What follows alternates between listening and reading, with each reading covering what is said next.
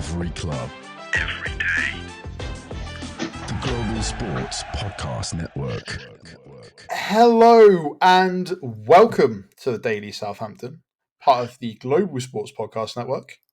We are calling you on Monday morning, afternoon, evening, whenever you're listening in, to talk about the Liverpool game, which, to be fair, considering as results have gone this season, somehow a more positive experience. Of course, as always, I am joined by Greg. How you doing, mate? Yeah, I'm all right. I'm doing all right. And Oscar, how you doing? Yeah, all good, thank you. There we go. Right, so I'm sure we'll talk about lineup shortly and stuff like that. But how are we feeling? Because I, for one, despite the fact that we lost 3-1, I'm like, much worse. Thoughts around the room? Let's start with you, Oscar. How do you feel after that game? Yeah, I mean, again, I think it's probably the best we could have asked for. I think I've watched the highlights. I couldn't watch the game myself, but from the sounds of things, a strong first half, and then maybe a few slightly dubious decisions went against us, and then was there a bit of a collapse, or was it? It was a very, very quick 2 goals within sort of like 5 minutes, and then to be honest, it probably could have remained 2-1 had Yuki not made a really dumb decision really late on, and then kind of made it feel like it was a bit more of a collapse than it was. But I think the thing that we will probably be in agreement with, and I know Greg has already probably nodded his head at it as well, is this whole like, oh, we've gone 2 goals down. Well, I guess that's it. Pack up shop. And at that point, I feel like we could have just stopped watching, and I wouldn't have missed anything in this review. But like, let's wind it all the way back. Once I get some thoughts from Greg, because I realised I definitely missed you out, mate.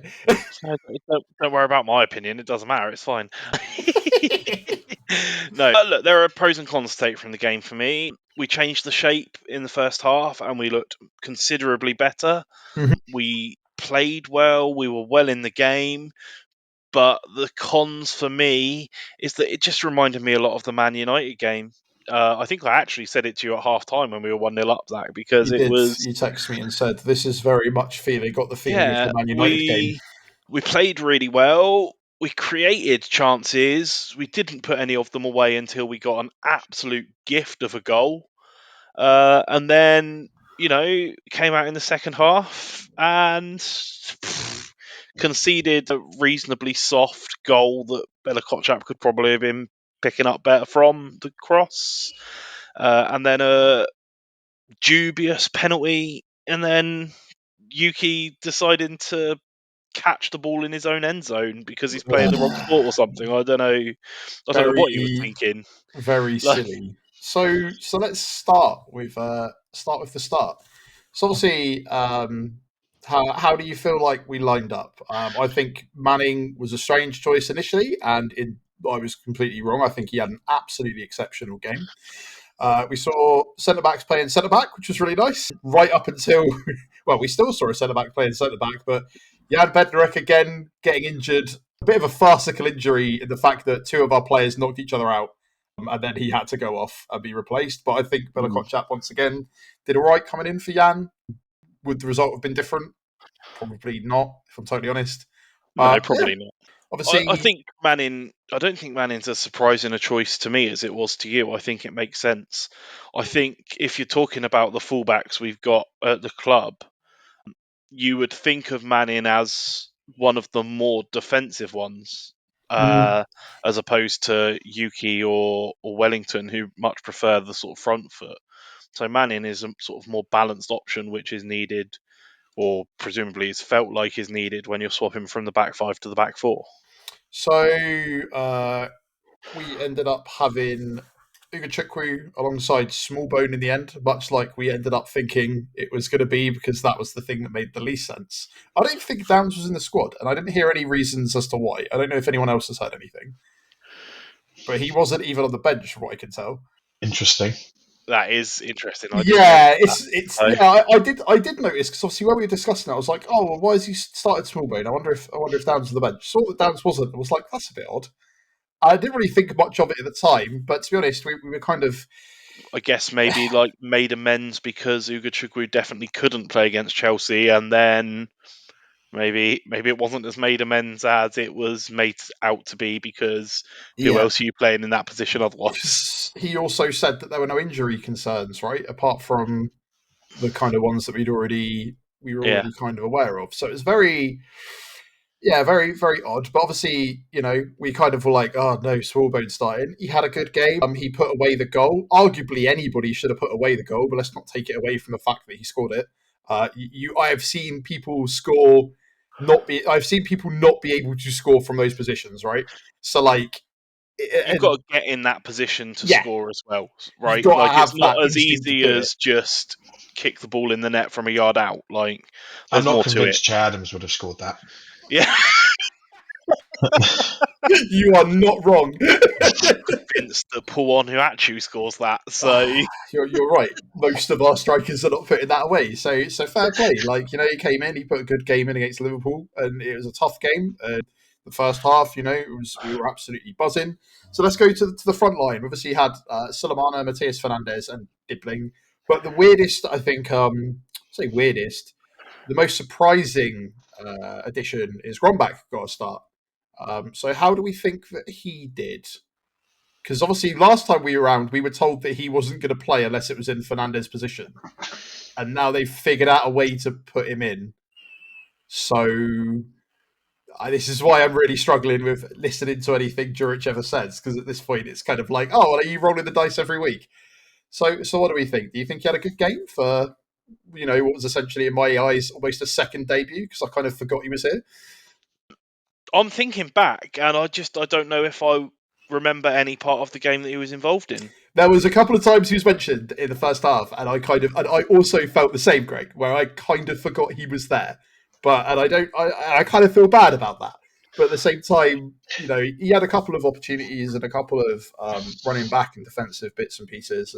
But I think it was just more like he was more of a cog in the machine as opposed to doing some of the more outstanding stuff that we see from when every game Fernandes goes on like a mad one where he tries to score, right? Usually it's like a 1 minute period of the game where suddenly he'll get it round. He'll get it all the way to the sort of goal line or even just outside and end up either hoofing it wide or getting tackled or whatever. And I feel like Sulemana had a couple of those this game as well. But he played a bit better than expected to be. It might speak a lot, actually, about how the standards that we've come to set for the team have slipped. But actually, sort of cruising through as part of the machine and being slightly anonymous but doing your job is kind of better than sticking out for making a glaring mistake. Yeah, that's kind of where I'm also at, is that that's kind of also how I felt a little bit about Wellington with his couple of first starts, is that he didn't do anything incredible, but also it wasn't like he'd made any massive mistakes. But we'll talk a bit more about the first half, and we'll get into the actual game of itself after a word from our partners at Bionique. Your body is unique, and Global Sports Podcast Network has partnered with Bionique, the world's most personalised supplements. Bionique provide 100% tailor-made supplements, designed to deliver precisely what your body needs at exactly the right levels to optimise your health. No guessing. So click the link in the show notes. Use the code GSPN2025 for 40% off your first month's subscription. Bionique. Don't settle for off-the-shelf solutions made for just anybody. Get what's right for you right now. And we're back. So, I guess let's talk about the actual game. Obviously, me and Greg, living in undisclosed locations, were probably able to watch the game a little bit better than everyone else. Took some time out from my chateau in France to watch it. That's all, mate. Yeah, and obviously, I don't know. I think it was exciting to be able to watch a game, at least the first half, where I was engaged for the whole of it. I was actually very surprised at how well we were doing. When my wife was wandering in and out, even she said it's really strange to see it in the other half all the time, which wasn't any real dig. It was just genuine surprise that every time she saw it. We had a bunch of corners as well, which I'm relatively sure, most of the season, I barely remember us getting a corner in the game. And whenever we do nothing with it. And obviously we didn't manage to do anything. But like there were a couple of, I don't know if you remember, Greg, there were a couple of moments where like Alisson had to pull off some saves. Like obviously it would have been better if it had been slightly to the left or right of him rather than headed directly at him. But the fact that we're like in a set piece position, making contact with our players and then it actually going towards the goal has got to be an improvement on what we've seen a lot of this season, which is, or even like the last game we played where the corner was the result of our downfall, right? Because they just hit us on the counter. So yeah, it was a really good, in my opinion, first half. Probably the best first half I've seen us play in such a long time. Probably in my eyes since the Championship. It was good, and I genuinely felt watching it like it was the best we'd played all season. Or again, with similar vibes to like the United game where we put in a really solid performance. I've just looked up some of the stats, which are slightly more upsetting though. It is better than our last two games combined, but our expected goals in that sort of period of attack is still only 0.3. It just doesn't. We managed that's to something to score. do with our attackers, isn't it? Yeah, I think this is the problem. Is like we can play better, right? This is what we're expecting at this point. We're just expecting slightly better performances, but like we've not had a goal scorer all season. Again, Joe Aribo, top goal scorer, wasn't even on the field to start with. So it's an interesting thing as well. How subjective is XG? Because surely an XG for a striker that is absolutely terrible is different to an XG from someone that's just going to bury it. Because I appreciate that it's done statistically and it works slightly differently than that. But I think an XG chance for a Salah should be very different to an XG chance for Onuachu, for example. That's probably fair. I don't know. It is a made up number, but it's pretty representative, right? Of touches inside the box, 8 for us and 59 for Liverpool. It's just really highlights where the area of concern is, and it's not a surprise to anyone. That's our area of concern. If we're being honest and look at the lineup, would you call any of our players on the pitch a striker? Not a single one of them. I don't even know if I call Paul a striker. If I'm entirely honest. And that's not to say that they're not effective. Sulemana against Trent was a fascinating battle that we kept going back to down that left-hand side because Trent just didn't have an answer for him. And sometimes Sulemana didn't have the answer either, and that was fine. But it was nice to see the sort of progression forward and asking questions of the defence. So, I don't know. It was good, but it really highlighted the same issues. Were we any better defensively? Was it still the man-to-man marking, or was it a bit? Did he change the philosophy as well as the system? Or yeah, it looked like we stuck to a slightly more traditional sort of zonal style. There were still some areas where they sort of stuck to a man, but there was definitely less sort of centre backs wandering over the pitch to cover someone from a run. It was a bit more solid in shape, more structured. And it definitely dropped to almost like a back line wall, like a proper low block, which was good. I think that's right an important up until thing. The point that Ryan Manning wiped out Jan Bednarek anyway. Oh, I think that's an important thing that we need to try and rebuild before we go to the Championship as much as possible. Like you've got to build on a solid foundation, and we haven't had that for 5 years. Let's be honest, we didn't have it in the Championship, and the makings of a good team is always built on a strong defence. And let's be honest, did we have it the season we went down? No. Did we have it in the Championship? No. Did we have it at the beginning of the season? No. So we need to probably address that first. Appreciate it's not easy if you've got poor players back there, but I think we've got enough that we can at least make it solid, compact, and be difficult to beat, and then we can miss all of the chances or not create anything. At least we've then got a 0 at one end, or try to next season maybe. It's fascinating because we've had this discussion before, but then we've also had the discussion, boys, about how our midfield needs a real build and it's not very good and is really disjointed, and we need to find some players that play well together and gel. So what we've discovered is we need to replace the strike force, the attacking force, the midfield, and rebuild the defence. All that's left is the goalkeeper, which at the moment is Aaron Ramsdale. he didn't say it. So what we're hearing is that we actually need to rebuild the entire team. As funny as that is, and maybe completely accurate, the midfield, the defense don't come under as much pressure with a more solid midfield, and that's where it starts, right? You don't. It's a game of law of averages. Like, they're going to give up goals in certain situations that they find themselves in sometimes, and it's so easy for them to get into that position because the midfield gets trodden over a lot of the time. It wasn't really the case, yesterday, and that shows with the type of goals, right? 2 penalties and 1 cross where Bella Kotchap possibly could have done better, but was still, like you say, if Bednarek doesn't go off, does it change the result? Probably not, but I think for that goal, he probably picks him up slightly better. And it's just unfortunate that it bounced off Darwin Nunes in a way that actually goes in the goal as opposed to any other attempt that he has. Right. Look, it is what it is, but we managed to go 1-0 up against league leaders, potential Champions League winners, probably one of the best teams in the world. It's just a shame that we all knew how it was going to end. So let's talk about how it's going to end in the next part after a word from our partners at Zencastr.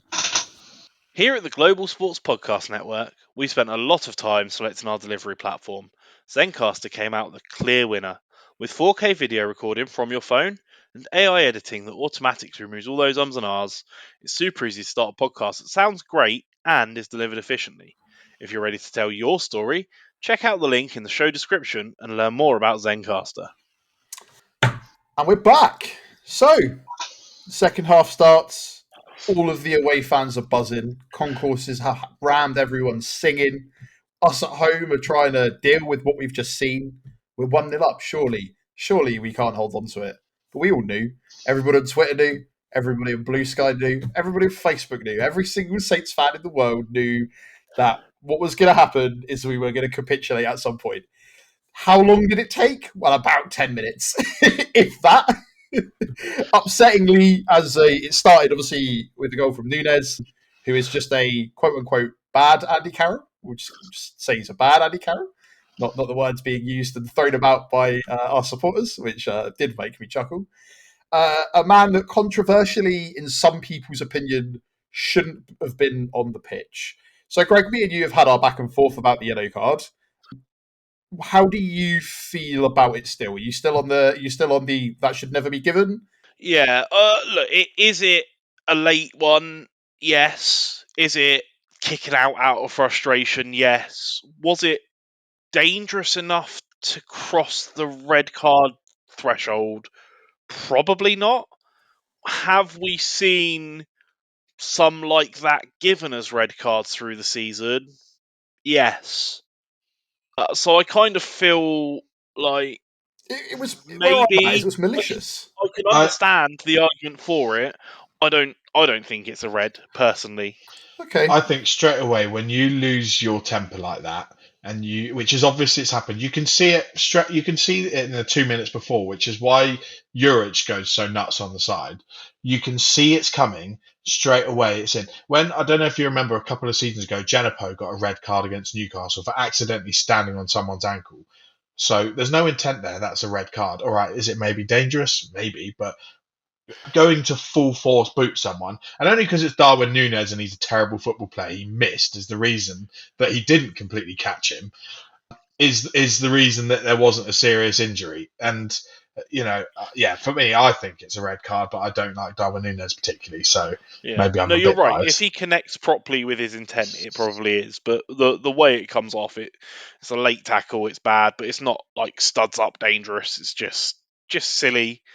But we have seen them given, so I can see an argument for it for sure. It's the malice behind it, in my opinion. You shouldn't go out with the intention like that. If you are frustrated and you are kicking out, like we have had Steven sent off, and we kind of agreed with it for pulling on Cucurella's hair a little bit, and Cucurella fell over and made an absolute meal out of it. And it's the second disciplinary issue this season after the Man United game. But like for me, that isn't gonna, if that had connected properly and he had caused a massive injury to a player, that's hugely important. So it's like, oh, okay, well, because you didn't manage to like break his leg, we'll give you a yellow. Yeah, I think intent has to be taken in, but then this goes down the VAR rabbit hole and Difficult, all isn't of it? that. When you It's saw so Jean difficult. Pedro throw an elbow at someone, they were like, "Yeah, well, he didn't hit him." But Yeah, that's not the so- point. And what happens in that Exactly. instance as well? If Walker Peters, after he's on the floor, flicks a foot out at Nunes and kicks his foot, that would be a red card because Yeah. you see it for a kick out. So is that not a kick out because he's running in? It's not a natural movement. And Lewis Skelly got one as well. I know that's for stopping a counter attack, but Walker Peters was moving forwards. So I again, think it just can be seen consistency. as although it is frustration, it can be seen as a play at the ball. I know he's nowhere near it, but also, as discussed, it is a play at the ball that he's trying to get. He's just really late, which is why I think it's a yellow. I But think that these things just don't help. This is the problem. I think that either way, regardless if it was Nunes or somebody else on the pitch at that point, I think that a goal probably would have eventually come. Right? We're playing Liverpool. It wouldn't have changed things. The problem is that it does sometimes feel like a bit of a cosmic joke that stuff like this happens in a specific order, where a player that a lot of people think in a conscientious sort of way should have not been on the pitch as the one to score the goal first. Right? I don't think it changes it though, because I actually think it was my brother-in-law who said it. But if he gets sent off there and they go down to 10 men, jokes of it being more difficult to play against 10 men aside, Nathan Jones out of the equation, that does galvanise Liverpool, who with 10 men are more than capable of going on and doing damage to us, and it galvanises the Anfield crowd, and it makes it much more difficult, I think, anyway. So I don't think it actually changes the outcome. The Also, spot was to be honest, galvanised anyway. Sorry, yeah, Oscar, carry on. and also to be honest, it's not as if it's one of their best players that's been taken off. So Savage. Yeah, appreciate you did But, score and win a not penalty. true. But But again, it's like if there's an out of form player that's not done well, you can always guarantee that you shove them on against Southampton, they'll get a goal, and that was unfortunately proven on Saturday. And I think exactly, you're right, Greg. It doesn't make a blind bit of difference, and it probably would have galvanised them. They are Liverpool. Slot made 3 changes at half time, which was a bit surprising to a lot of people. They came out and then they did Liverpool things, right? Again, we could have limited the damage to 2 had Yuki not decided to try and catch the ball. I'm pretty sure you could see it. His face he was pretty devastated about it. But once again, can it's we talk individual about the errors. first penalty? Because it's soft, Yeah, right? yeah. I thought the same because I was like, wow, they get. We've not really had a lot of penalties go against us this Yeah. season, but it's weird that both times it's been Liverpool. It's I horrible. For me, it's Yeah. the indictment of VAR, where it's like it's soft, but there's contact, and if it's given on the pitch, it's never soft enough to be overturned by VAR. But if it's not given on the pitch, it's never being given by VAR either. It's such a I personally think it's never a penalty. Small bones to that. All right, maybe their feet touched. That's yeah. not enough to give a penalty. I think is there even any point in going through it? Like, if that's against us, there's no way in hell. And it's not a conspiracy. It's not a this, that, and the other. There is naturally a not a bias, but maybe it's the home team. I don't know. To a big team, maybe there's not a chance that that's given against us. The stuff that's gone against us this year, things we haven't been given, and that's given. I think his back was to Smallwound and Nunes. The backs were almost to each other, weren't they? Like, maybe is there a little clip on his foot? Yeah, okay, fine, but It's proper soft, but because it's been given on the pitch, that's where the weight goes. There's no definitive evidence that it's a clear and obvious error, even though it's blatantly soft. which is fine. But then where's the definitive? It then changes. It was the goal against Newcastle. There's no definitive evidence that that so and so, that whoever it was shared didn't touch the ball, which is why it was then disallowed. So, Yeah. but that's not the rule. The rule is if it's definitive evidence that it did. They seem to basically, and it's carried on to their stupid ref watch program, which Dermot Gallagher basically just finds a way of justifying why it is a penalty, even when everyone is like, "Are you kidding me?" It just they find a way of explaining why it's not being given, even when they know. Sometimes just turn around and say, "Yeah, fair enough." maybe shouldn't have been given. It was soft, but it's one of those, and we move on. And I think they'd get a lot more credence for that rather than say, well, actually, no, you can see by the angle micrometer of his tiny little pinky that he's made contact, and Nunes can't possibly stay on his feet. Yeah. I think that's the thing. It's the ambiguity around all of it, and the fact that we want to prefer to do on-field decisions and stuff like that. Is like the over complication of it all is one of the problems, and the fact that they can't seem to be able to simplify it or find easy solutions, and the fact that, quite frankly, when we were talking about when we were in the Championship, occasionally decisions would go against us, but once they were made, they were made. There wasn't. You don't get to reanalyze this. The problem with these sort of situations is that they do get reanalyzed and they're played back, and you talk about it for ages, and it doesn't feel like there is a natural flow of the game anymore. We weren't it wasn't anything. Again, like you said, it could be given either way. It probably wouldn't have been given against us, but at the same time, we don't know because it could also be the refs and how their opinions of there. But the fact that there seems to be such differing rules between the different referees and how we have specific referees that we do not want to referee our match, and this is not just happening here. Even look at the Turkish leagues, right? Like the Besiktas. Was it Galatasaray game or no Fenerbahce, where Jose Mourinho literally and literally asked for a ref that wasn't Turkish to come in. So it's across all of the top leagues as well. There just needs to be some sort of conversation that happens to make things easier. There have been international competitions quite recently where these have not been discussion points week in, week out. We have lost a lot of points due to refereeing decisions this season. Would it actually make a huge amount of difference to where we are? Probably not. Would we count as the worst team in Premier League history at this point? Maybe we would have got a win or two that would have boosted us up there. Yeah, I think we'd be up with Ipswich and Leicester. At the beginning of the season, it really took the wind out of our sails, and as well as other things that didn't help. But we had lots of things that went against us. And again, for me, you look at that one yesterday. If you're a football player, I think you're thinking, cool, how have we got one there? Is that enough? Was he going to get a shot away? He was going nowhere. He's gone down because he thought, there might be a chance I'll get a penalty here. I just think use some common sense, please. I agree. Appreciate. I fully agree. I just don't think that because there's contact, they're just never not enough of a. They're not going to because of it. They're not going to call out their reference and that's a poor decision. There was contact, so it's the whole system's messed up. Yeah, it is again we could go over probably most games and probably pick a lot of decisions, and there'll be people that can justify it. It's like expert witnesses in any sort of trial, right? They might be experts, but you've picked them for specific reasons, and just because you might know something about something doesn't mean that that everyone's going to agree. And I think it's just upsetting. The conversation about getting footballers involved, ex-footballers involved in it, I think needs to happen as well, because then it adds the context. And the referees are 90% of them failed footballers, to be honest, so they don't have a clue what's going on in the specific context. And gone are the days where they had any common sense. And get a footballer in, even if it's the VAR. In this situation, it wouldn't have mattered anyway because it didn't go to VAR. But yeah, lots of ex-footballers are saying it now. How many of them would want to do it, I don't know.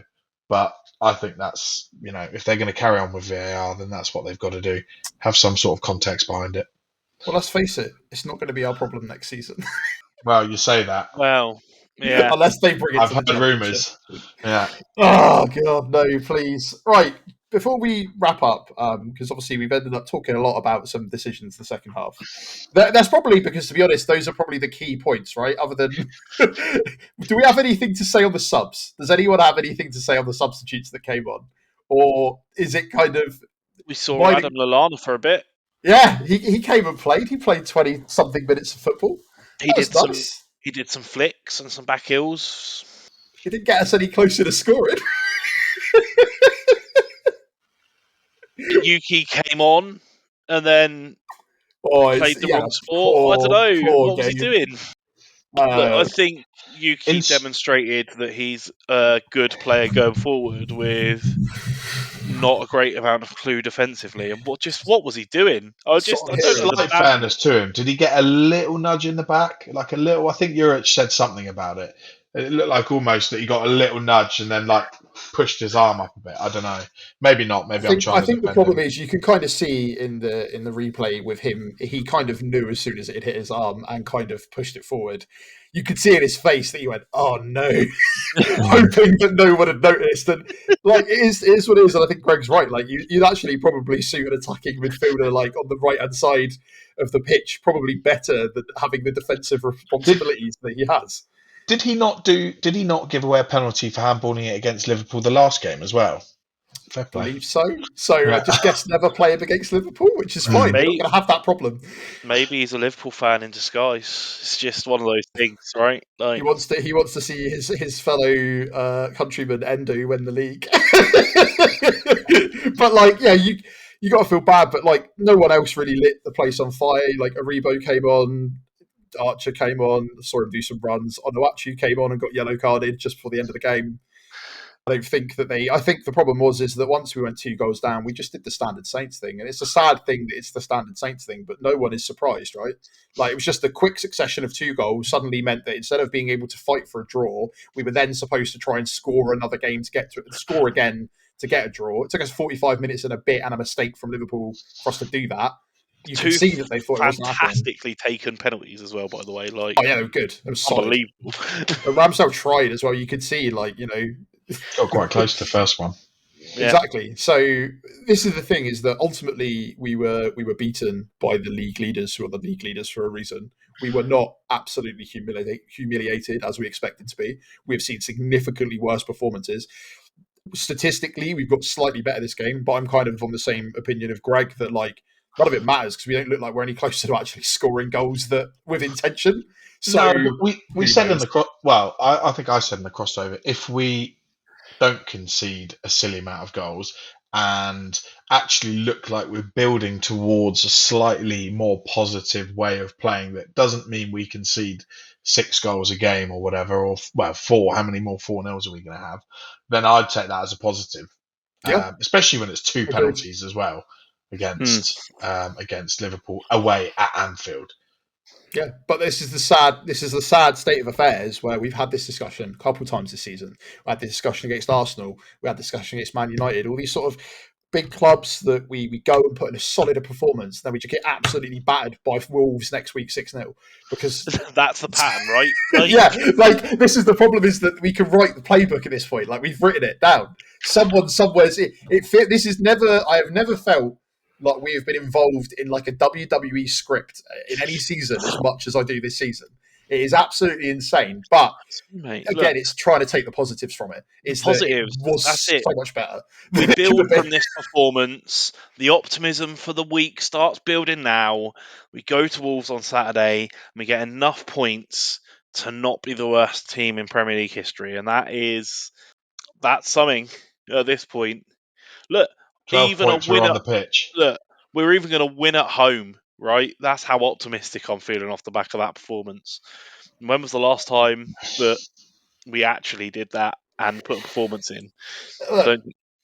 If we win at home against Wolves, somehow, whether it be Wolves not scoring and they make a silly mistake and we get another small bonus goal, it puts us over the threshold of not being the worst team in the league ever.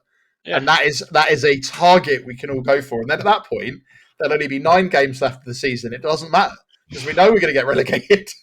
We know we're going to go for a rebuild. It doesn't matter what manager's going to be in charge, which means we can have some fun discussing it. But more importantly, we won't be the worst Premier League team of all time. It's got to be close to being mathematical, surely. I am surprised that it was not already. I'm surprised it's not.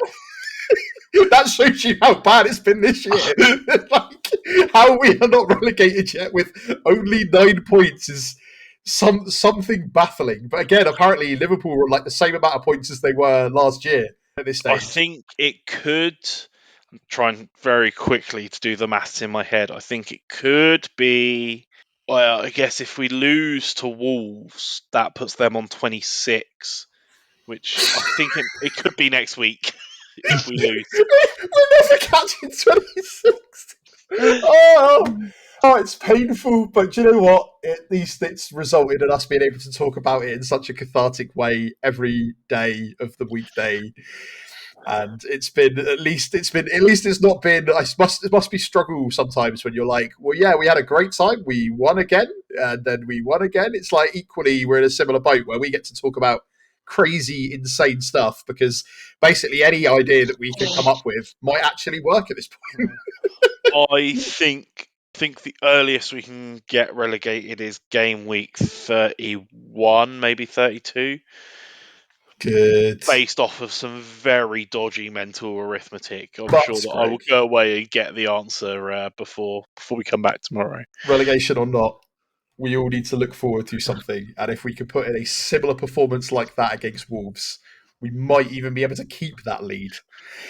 And maybe just do something, pull off something. I'll take a draw at this point. Again, as I think I said it a couple of weeks ago, I just start putting nil poir on the board or just 1 point. Just 1 point. What we're doing is just 0-0 draws. 0-0 draws until we beat the... Who scored both their goals when we played him last time? Was it Cunha? He's out, right? Cunha, he's out. So exactly. So then who's going to score for them? You know, right? I wasn't going to ask that because now that's jinxed it. Which striker have they got that's out of form? Good, right? Well, I'm sure we've got a week ahead to discuss all of that. We'll probably have some wild card content here tomorrow. We might do a Tactics Tuesday or someone else. I don't really know, but then it'll be a fun changed week. Our shape. I'm sure we've got some tactics we can talk about. It's actually some things we can talk about, guys. It's exciting. Thank you very much for joining us for this bumper episode. This is what happens when Greg puts me in charge of timing. I managed to get both the adverts in the right position. I've just managed to waffle on for an extra 10 minutes. So enjoy a big post-match review on your Monday, whatever you're up to. Thank you very much for listening. Thank you very much for joining me, Oscar and Greg. It is always a pleasure to talk about our terrible football team. And with that, join us on all the social medias. We're on like Facebook, Twitter, Blue Sky, Instagram, TikTok. We are now back on the GSPN Southampton YouTube. There's a bit of a restructure going on behind the scenes, so we'll start putting it in shorts and bits and pieces there again. And let us know how you think we did. Was it an improvement? Do you think that we might score between now and the end of the season intentionally? Who knows? And with that, we will see you in the next one. Goodbye! Every club, every day. The Global Sports Podcast Network.